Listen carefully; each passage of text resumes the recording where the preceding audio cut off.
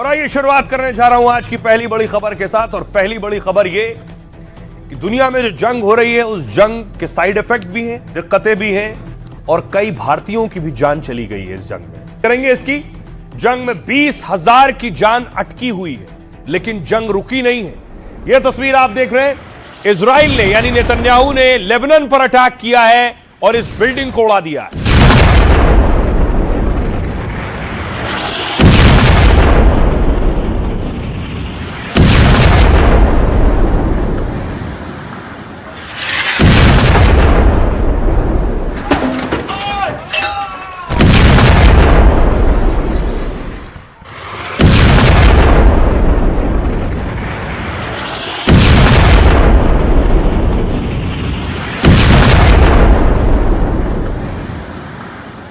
और दूसरी तरफ ईरान ने एक बड़ी मिसाइल का टेस्ट कर लिया है, मिसाइल लॉन्च कर दी है। कद्र मिसाइल है।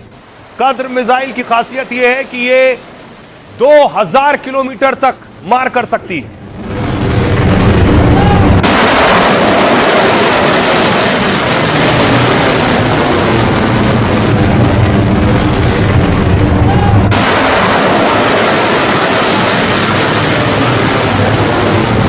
ईरान ने यह कद्र मिसाइल लॉन्च की है और 2000 किलोमीटर की मारक क्षमता है।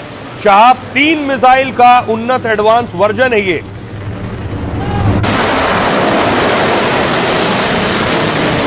कद्र का मतलब है शक्ति। ईरान ने अपना शक्ति प्रदर्शन किया और उसके बाद ईरान ने ड्रोन अटैक किया है। ये ड्रोन सीधे दागे इजराइल और अमेरिकन बेसिस पर।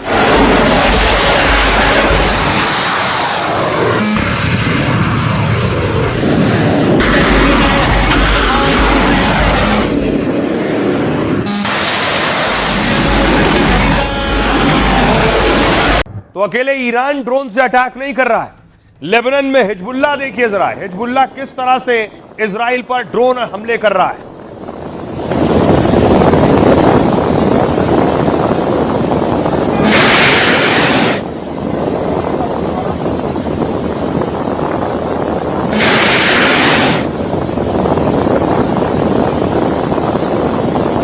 एक कर ड्रोन उठाकर लाया और तीनों ड्रोन यहां जंगल के बीच से दाग दिए।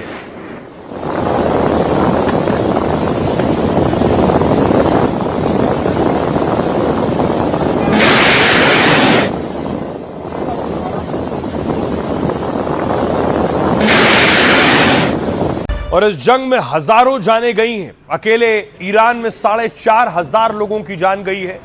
इन हमलों में कुछ भारतीय भी शिकार हुए हैं। जिन भारतीयों की जान गई है उनके शव भारत पहुंचे हैं। कुवैत से 20 शव लाए गए।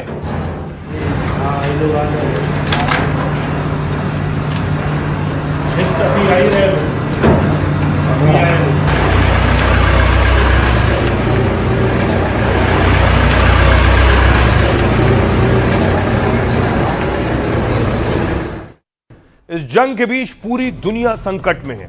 तेल का हो, गैस का हो या जो लोग फंसे हुए हैं उनसे जुड़ा हुआ मानवीय संकट हो, इस संकट को बखूबी भारत सरकार समझ रही है। प्रधानमंत्री नरेंद्र मोदी ने आज कैबिनेट कमेटी ऑन सिक्योरिटी, जो सबसे बड़ी कैबिनेट है, उसकी बैठक ली है पीएम मोदी ने।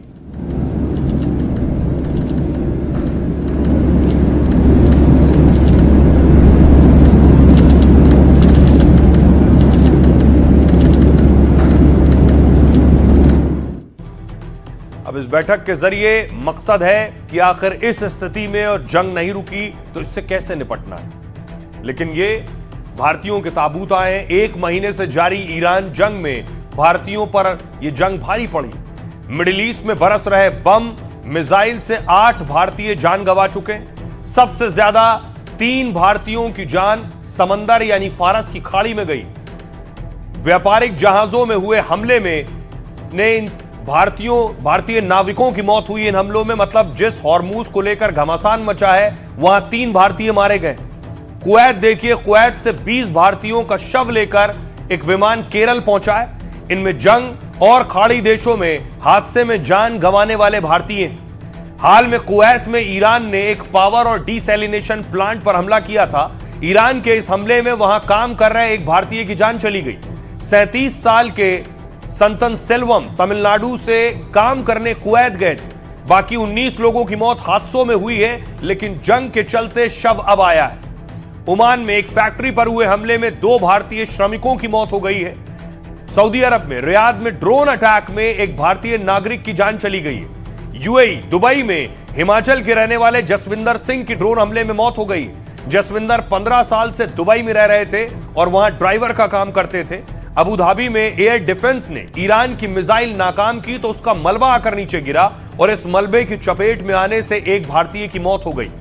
जंग के बीच मिडिल ईस्ट से 55 लाख भारतीय लौटे, लेकिन एक भारतीय अब भी लापता है, इसकी जानकारी नहीं है।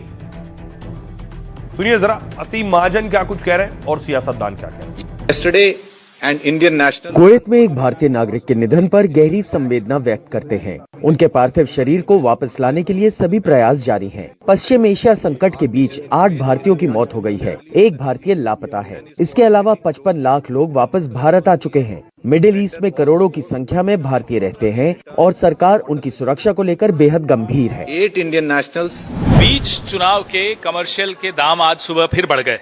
सोचिए जब चुनाव खत्म होंगे तो एलपीजी के दाम, पेट्रोल और डीजल के दाम और रोजमर्रा की जो वस्तुएं हैं, आटा है, दाल है, चावल है, सब्जियां हैं, हर चीज के दाम बढ़ने वाले हैं। ये बार बार राहुल गांधी, बार बार मल्लिकार्जुन खड़गे साहब कहते आ रहे हैं। मुझे लगता है कि जो कॉमर्शियल सिलेंडर है वो मतलब जो आम आदमी के सिलेंडर उनकी कोई ज्यादा बढ़ोतरी नहीं है, लेकिन जिस तरह अभी जो गैस कम आ रहा है इसीलिए वो थोड़ा प्रॉब्लम है। लेकिन अभी पूरा गैस अगर आता रहेगा, पेट्रोल डीजल आता रहेगा तो कीमतें डाउन हो जाएगी। लेकिन अभी कुछ जो कीमतें बढ़ गई। अगर हम लोग कुछ कर सकते तो हमारी अगर सही डिप्लोमेसी, सही हमारी विदेश नीति रही होती तो इन चीज़ों पर फर्क पड़ता। लेकिन अब तो इसका नुकसान होना है।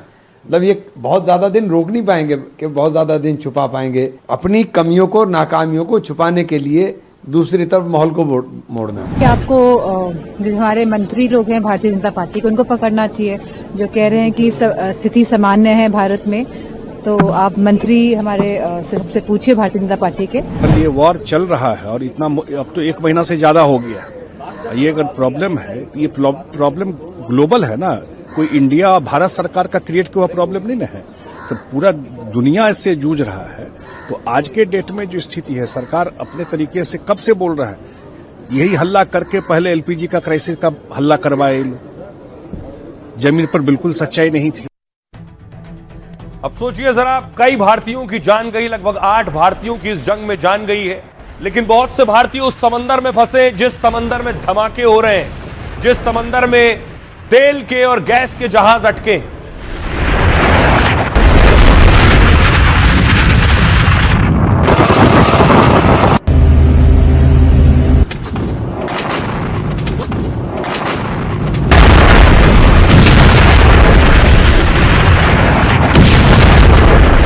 सोचिए जरा, ऐसे समंदर के दरमियान जहाज अटके हुए। इन जहाजों में भारतीय जहाज भी हैं, दुनिया के दूसरे देशों के जहाज हैं। बड़ी बात यह, जो लोग इस जहाज में सवार हैं वो 1 महीने से यहां फंसे। उनकी हालत सोचिए क्या होगी। 1 महीने से बीच समंदर में उनके पास खाना है या नहीं, उनके पास पानी है या नहीं। लगभग 20,000 से ज्यादा की संख्या है जो समंदर में ऐसे फंसे। 1 महीने से जंग जारी है। 3,000 जहाजों के लिए मुसीबत बन गई है, दूर तक जहाज है। ईरान जंग के चलते दुनिया भर के 20,000 नाविक इस वक्त हॉर्मुज में फंसे हैं। 20,000 नाविकों का बम के साथ भूख से मरने का भी खतरा बढ़ गया है। नाविकों की हेल्पलाइन चलाने वाली संस्थाओं का कहना है कि खाड़ी में फंसे जहाजों के नाविक से लगातार संपर्क कर रहे हैं। नाविक अपने देश वापस भेजे जाने मुआवजे की मांग कर रहे हैं। जहाज पर खाना और पानी खत्म होने की कगार पर है। International transport workers association ITF की अपनी बचाव टीम है। नाविकों की मदद करने वाले संगठन ने 24 मार्च को एक मेल भेजा था। उसमें लिखा था, हमारा जहाज नाविकों की सेहत और राशन को लेकर इमरजेंसी की हालत में है। जिंदा रखने के लिए तुरंत खाना, पीने का पानी और जरूरी सामान भेजना। नाविकों के सिर पर हर सेकंड मौत की तलवार लटक रही है। नाविकों के 1,000 से ज्यादा ईमेल और मैसेज मिल चुके हैं। नाविकों में हर तरफ डर और तनाव का माहौल है। मुझे रात के 2 बजे 3 बजे भी नाविकों का फोन आ रहा है। उनके पास सैटेलाइट फोन होते हैं यहाँ पे, उन्हें इंटरनेट मिलता है तो वो तुरंत कॉल करते हैं, मेल करते हैं। एक नाविक ने घबराकर फोन किया और कहा कि यहां बम बरस रहे हैं, हम मरना नहीं चाहते हैं, हमारी मदद कीजिए, हमें बचा लीजिए। हॉर्मूज में करीब 500 भारतीय नाविक भी हैं, 33 दिन से फंसे हैं। सरकार ने कहा है सभी भारतीय सुरक्षित हैं और भरोसा दिलाया कि जल्द सभी लौटेंगे। सुनिए जरा राजेश सिन्हा क्या कह रहे हैं और जो नाविक फंसे थे हॉर्मूज में, लौटे हैं वहां से, वो क्या कह रहे हैं। पहाड़ी क्षेत्र में कोई भी भारतीय ध्वज या नाविक के विषय में कोई सूचना पिछले 24 घंटे में नहीं है, सभी सुरक्षित हैं। पर्शियन गल्फ में जो 20 जहाज हैं भारतीय ध्वज के, उस पे 540 भारतीय नाविक हैं, वे भी सुरक्षित हैं। किसी भी पोर्ट पे, मेजर पोर्ट या अदर देन मेजर पोर्ट पे कोई कंजेशन या भीड़ भाड़ की कोई सूचना नहीं है। हम होटल में थे जब ये वार एकदम से स्टार्ट हुआ, हमें कुछ नहीं पता था क्योंकि हमारे पास ना मोबाइल थे और न्यूज़ भी हमने नहीं देखी। तो बस हमें आवाज़ें सुनाई आ गई एकदम से और फिर हमें एम्बेसी से कॉल आई कि ऐसे ऐसे वार चालू हो गया है और आप लोग होटल से बाहर मत आना। और हमने फिर शिप पे बात करी कैप्टन से, तो कैप्टन ने बोला कि हम लोग भी जो है रेस्क्यू करने की कोशिश कर रहे हैं और शिप को अबंडन करेंगे क्योंकि हमारे सामने जो है नेवी का जो बेस था वो पूरा उड़ा दिया है और हमें डर लग रहा है। तो उन्होंने मतलब कि डीजी शिपिंग में एम्बेसी में कंपनी से बात करके कि बोला कि हम क्रू की सेफ्टी देखते हुए शिप को अबंडन कर रहे हैं। फिर 25 दिन जो हम होटल में थे, पूरे 25 दिन हमने मतलब बमों की, धमाकों की, मिसाइलों की, इनकी आवाज़ें सुनी। तो हमें टेंशन रहती थी अपनी कि पता नहीं कब यहाँ से निकल पाएंगे, कब सब कुछ बंद होगा और कब फ्लाइट्स ओपन होगी। तो वो चीज़ें हम पूछते रहते थे हमेशा, क्योंकि वहाँ पे हम न्यूज़ भी वो देख रहे हैं कि फ़ारसी में चल रही है, तो इंग्लिश हिंदी कुछ ऐसा कुछ नहीं था, तो हमें समझ में नहीं आ रहा था प्रॉपर कि क्या चल रहा है। तो कुछ वो जहाज तेल और गैस लेकर हॉर्मूज से निकलने में कामयाब हुए, उनके नाविक आए हैं, उनकी तस्वीरें भी आपने देखी हैं और तेल गैस का संकट ना हो इसकी कोशिश भी सरकार अपने स्तर पर कर रही है। तस्वीरें देखिए, लखनऊ की तस्वीर सामने आई है। लखनऊ में सिलेंडर की लंबी कतार थी। सरकार का कहना है कि अफवाहों का बाजार गर्म है, इस वजह से लोगों को डर है कि कहीं सिलेंडर ना मिले, इसलिए भारी संख्या में लोग पहुंचते हैं।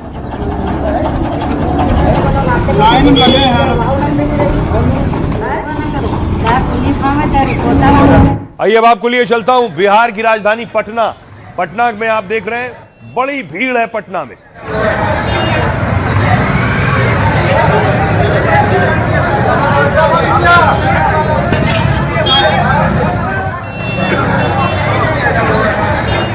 और आइए बिहार से आपको लिए चलता हूं महाराष्ट्र के संभाजी नगर की तस्वीर आप देख रहे हैं। बताया गया कि संभाजी नगर में ये गैस भरवाने की लंबी लाइन थी।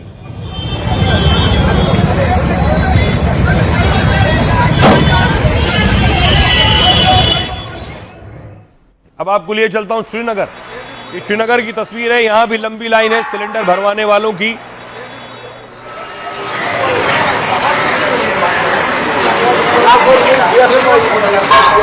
गैस की कोई कमी नहीं है, पैनिक बुकिंग है, वही है, लोगों को नहीं घबराना चाहिए। बुकिंग करे IRTs होम पर बैठे हैं, उनको वही गैस मिलेगा। अब हालात की वजह से लोग सोचे पता नहीं कल क्या होगा, एक ही बजे जिनको 2 है वो तीसरा चौथा भी बल के रखता है। बाकी गैस की शॉर्टेज नहीं है, एडमिनिस्ट्रेशन कंपनियां पूरा साथ दे रहे हैं।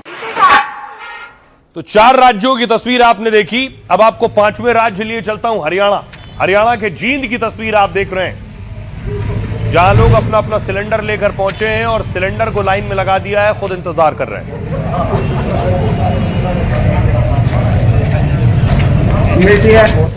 अब आपको छठे राज्य राजस्थान लिए चलता हूं।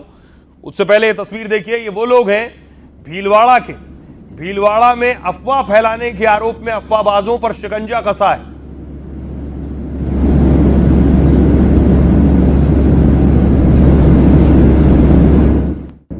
ये लोग सिलेंडर को लेकर अफवाह फैला रहे थे और पुलिस ने एक्शन लिया।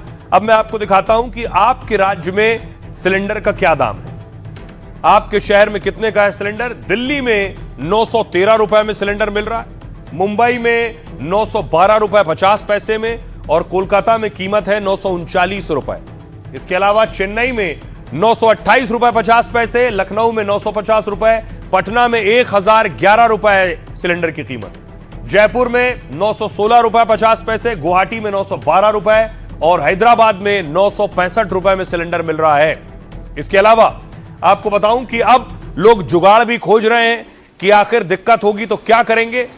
आईआईटी बॉम्बे ने ये इजाद किया, ये देख रहे हैं पत्तियों से बायोगैस बना रहे हैं, जो आसपास पत्तियां थी उससे बायोगैस बनाई जा रही है।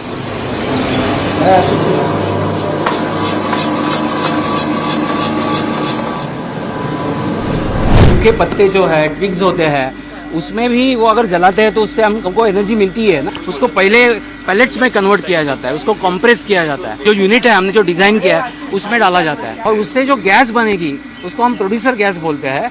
वो इमीडिएटली हम बर्न करते हैं और ये जो गैस बर्न होता है तो एनर्जी जो निकलती है उससे हम पानी का स्टीम बनाते हैं।